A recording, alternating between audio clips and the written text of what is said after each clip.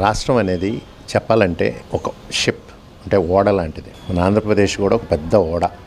దాంట్లో రకరకాల మనుషులు అందరూ ఉంటారు. సముద్రంలో పోతూ ఉంటుంది. మనం షిప్కి క్యాప్టెన్ని, దాని ఆఫీసర్ని మార్చాము. అంటే ముఖ్యమంత్రిని, మినిస్టర్ని ఇంకొకటి వచ్చి బాగా చేస్తాడండి. ఆ కొత్తగా వచ్చిన క్యాప్టెన్కి ఆ షిప్లో ఉన్న ఒక భాగంలో ఉన్న మనుషులు నచ్చలే. అందరూ కాదు, వాళ్ళలో కొందరు నచ్చలేదంట. అందుకని వాళ్ళని ఏదో ఒకటి చేయాలని చెప్పి మిగతా షిప్లో ఉన్న వాళ్ళందరినీ రెచ్చగొట్టి ఆ షిప్కి వాళ్ళు ఉన్న ప్రాంతంలో బొక్క పెడితే వాళ్ళు లోపలికి వచ్చే నీళ్ళలో కొట్టుకుపోతారు అని అందరినీ నమ్మించాడు. సర్లే వాళ్ళెవడో కొట్టుకుపోతున్నాడులే అని అందరూ నార్మల్గా కూర్చున్నారు. వాడు అక్కడ బొక్క కొడుతున్నాడని వాళ్ళకి తెలిసి వాళ్ళలో చాలామంది జాగ్రత్త పడ్డారు. కానీ జాగ్రత్త పడినోళ్ళు ఎవరంటే ఈ బొక్కలో నుంచి చేరిన నీరంతా ఓడ నిండటం మొదలెట్టింది. నెమ్మదిగా కాళ్ళకి తడంటడం మొదలెట్టింది. ఏంట్రా జరుగుతుందని కంగారు పడ్డారు. ఇప్పుడు మోకాళ్ళ దాకా నీళ్ళు వచ్చింది. ప్రతి ఒక్కడికి తెలుసు కొంతసేపు ఆగితే పీకల దాకా నీళ్ళు వస్తాయి. ఇక్కడ మోరల్ ఆఫ్ ద స్టోరీ ఏంటంటే ఎవడో పోతున్నాడని మనం వదిలేస్తే ఏదో ఒక రోజు మన కాళ్ళ కిందకి నీళ్ళు వస్తాయి. ఇప్పుడు అర్జెంటుగా మనం క్యాప్టెన్ని మార్చాలి. సమర్థుడైన క్యాప్టెన్ని తీసుకుని రావాలి. బొక్క పూడ్చాలి. అందరం కలిసి కష్టపడి నీళ్ళన్నీ తోడి బయట పారబోయాలి.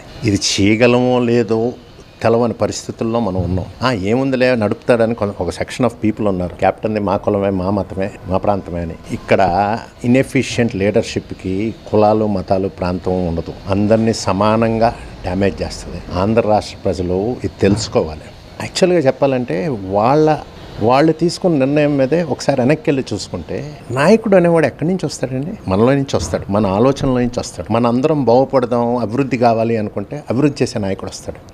కాదు మన కూర్చోబెట్టి తినిపించేవాడు కావాలి, నా కులపోడు కావాలి, నా మతపోడు కావాలి అని అనుకుంటే అలాగే వస్తారు నాయకులు. మనలో నుంచి వస్తారు. మన ఆలోచనలో నుంచి బయటకు వచ్చేవాడే నాయకుడు. మనందరం కాదు మనం బాగుపడాలనుకుంటే జగన్మోహన్ రెడ్డి రాడు. 2014లో ఏమైంది? 2012లో బైపోల్ జరిగినప్పుడు జగన్మోహన్ రెడ్డికి 70 నుంచి 75% ఓటు పడింది. తెలుగుదేశం పార్టీకి ఎక్కడా డిపాజిట్ రాలే. సో 2014లో జగన్మోహన్ రెడ్డి గెలవాలి కదా. అక్కడ జరిగింది, ఒకే చోట జరిగిన ఎన్నికలు కాదు, మొత్తం రాష్ట్రం అంతా జరిగినాయి ఆ ఎన్నికలు. 18, 17 రాష్ట్రం అంతా తుడిచిపెట్టుకుపోయింది టీడీపీ. కానీ ఎప్పుడైతే 2014లో రాష్ట్ర విభజన జరిగిందో ఇమీడియట్గా ఒక సమర్థుడు కావాలి, వాడు వస్తేనే బాగు చేయగలరు, ఈ పని ఎవరు చేయగలరు అని ఆలోచించి చంద్రబాబు నాయుడు పట్టుకొచ్చుకున్నాం. 10-15% కూడా ఓట్లు రాని చంద్రబాబు నాయుడు తీసుకొచ్చి మెజారిటీ ఓట్లు ఇచ్చి గెలిపించి ముఖ్యమంత్రిని చేసి ఆ తర్వాత ఏం జరిగింది? బాబు గారు తప్పు కూడా ఉంది దీంట్లో. ప్రజలకి కష్టం తెలవడం కొన్ని విధాలుగా చెప్పాలంటే. రాజధానికి అర్థం పెద్ద ఇష్యూ, భూమి ఎక్కడుంది అని బుర్రలు బాదుకుంటున్నాం. మనకి తెలవకుండానే ఈయన అమరావతి ప్రపోజ్ చేశాడు. రైతులు ముందుకొచ్చారు. రైతులు ముందుకొచ్చిన తర్వాత భూమి వచ్చేసింది. సింగపూర్ వాడు మాస్టర్ ప్లాన్ ఇచ్చాడు. వీళ్ళు అప్పులు ఇస్తున్నారు. కట్టడం మొదలెట్టింది. రాజధాని అనేది ఎలా కట్టాలి అని బుర్రలో బద్దుకుంటే ఒక ప్రపంచ స్థాయి రాజధాని తేలిగ్గా వచ్చేసింది మనకి. దాని విలువ తెలవలే. వి డిడ్ంట్ గో త్రూ. ఒక విధంగా నేను ఒక్కొక్కసారి చాలా మంది మేధావులు నాతో చెప్తూ ఉంటారు, ఆంధ్ర అభిమానించేవాళ్ళు, మనకి రాష్ట్రానికి ఎమోషనల్ పునాది పళ్ళ రాజధానితో ఇప్పుడు పడతా ఉంది. ఎందుకంటే ఊరికనే వచ్చేసేది, ఎమోషన్ లేదు. ఇప్పుడు ఎమోషన్ క్రియేట్ అవుతుంది. ఏంటో రివర్స్లో జరుగుతుంది అని. అలాగే రోడ్లు వచ్చేసినాయి, ఊళ్ళకి లైట్లు వచ్చేసినాయి, సిటీస్ అన్నీ అందంగా ఉండటం మొదలెట్టినాయి. ఎక్కడో అనంతపూర్లో కియా వచ్చేసింది. వచ్చిన 13 ఇన్స్టిట్యూషన్స్ రాష్ట్రం అంతా పెట్టేశారు. ఒక్క మొబైల్ తయారు చేయని ఆంధ్రప్రదేశ్లో ప్రతి 3లో ఒక్క మొబైల్ తయారు చేసే స్థాయికి చిత్తూరు జిల్లా వచ్చింది. రాష్ట్రం అంతా కాదు, ఉట్టి చిత్తూరు జిల్లాలోనే దేశంలో తయారయ్యే ప్రతి 3 మొబైల్లో ఒక మొబైల్కి వచ్చింది. ఎక్కడ పెడితే అక్కడ కంపెనీలు వచ్చినాయి, వైజాగ్లో బిల్డింగ్లు వచ్చినాయి, ఇక్కడ అమరావతి జరిగిపోతుంది. అప్పుడు మనలో ఉన్న రాక్షసుడు మేల్కొన్నాడు. తన పక్కన కడుతున్న కియా కంటే అక్కడ కూడా అమరావతివాడు ఎక్కువ బాగుపడుతున్నాడు అనే విద్వేషం వచ్చింది. ఒక్క వైజాగ్ వాళ్ళే దీనికి టెంప్ట్ అవ్వలే.